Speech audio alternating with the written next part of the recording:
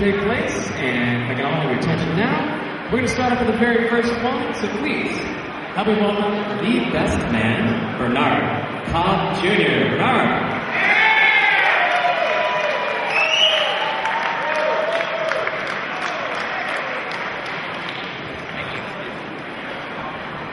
Hi everybody, I'm Chris's brother, Bernie, for those of you who don't know me. I've waited a lifetime to insult Chris in front of a crowd. No, I'm kidding. Chris, I'm the older brother, but Chris has been like the older brother to me, in all honesty. He is an incredible person, a great friend. He's taught me, countless life lessons. For example, Chris taught me how to buy underwear.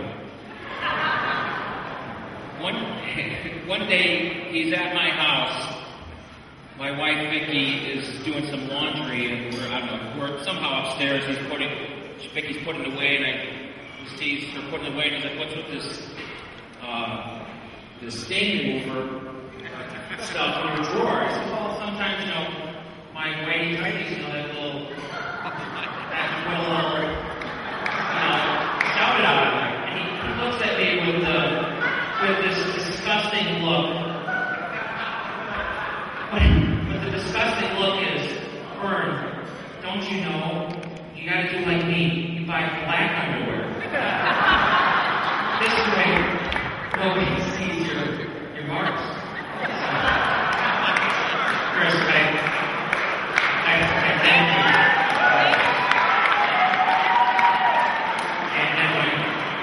And my wife thanks you too. And Chris has taught me the joy of eating food.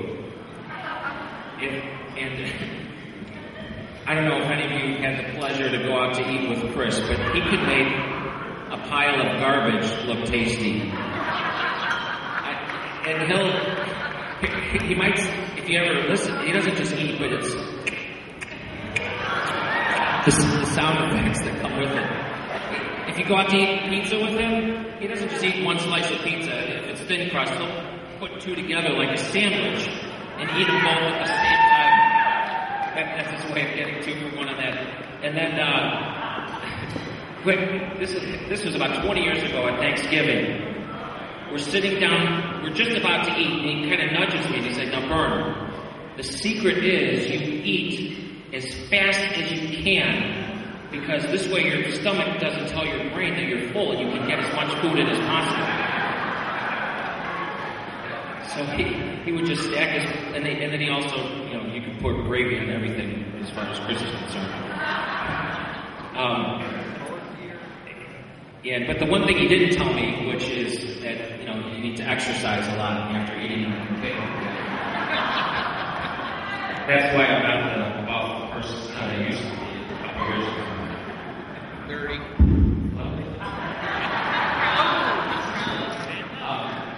In all reality, today's about the love of Chris's life. Rugby.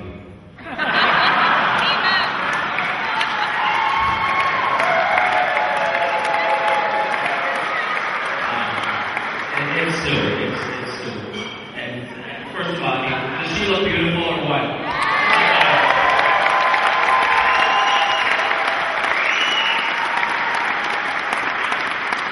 So, if you're going to live with Chris, I have to tell you how his brain works.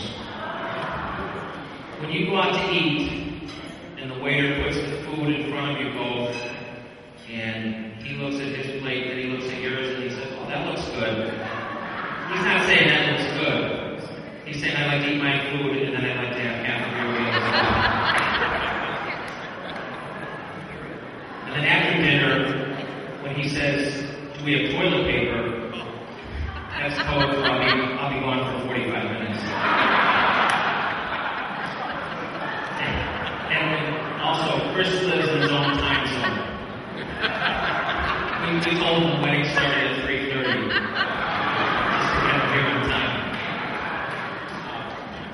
But in all seriousness, Chris has taught not just me, but our family.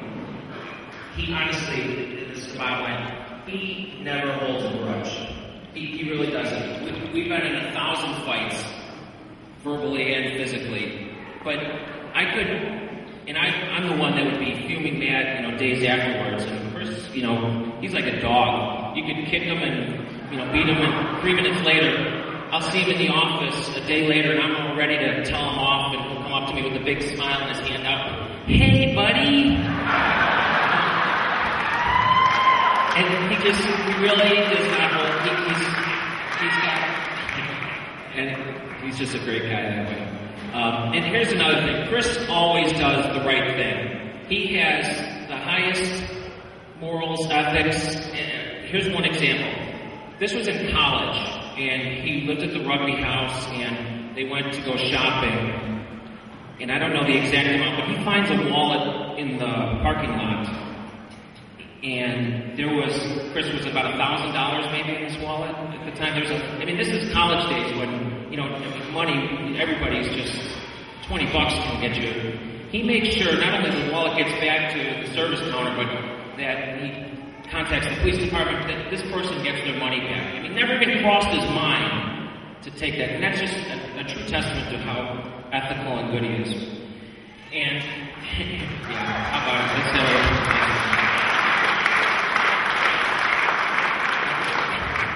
And here's the other thing. Chris is a very picky person. But here's the thing. It's how incredible Sue is. Sue, you are beautiful and you are stunning. Right, we all know that. And Chris is picky. And he has always put external beauty second to internal beauty. Chris wanted a wife with depth, characters, morals, kindness. Chris waited his entire life to find your beauty, Sue. And all that you have to say.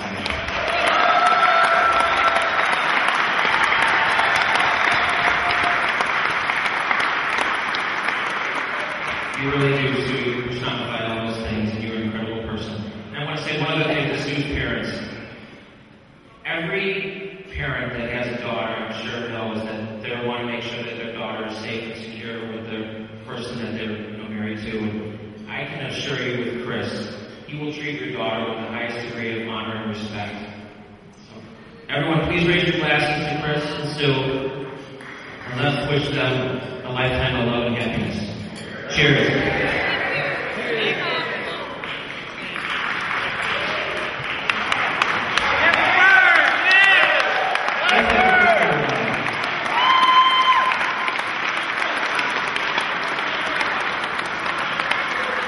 One of the best speeches that I've ever heard. And next, got another great speech. Please help me welcome the Matron of Honor, Deborah Salmon.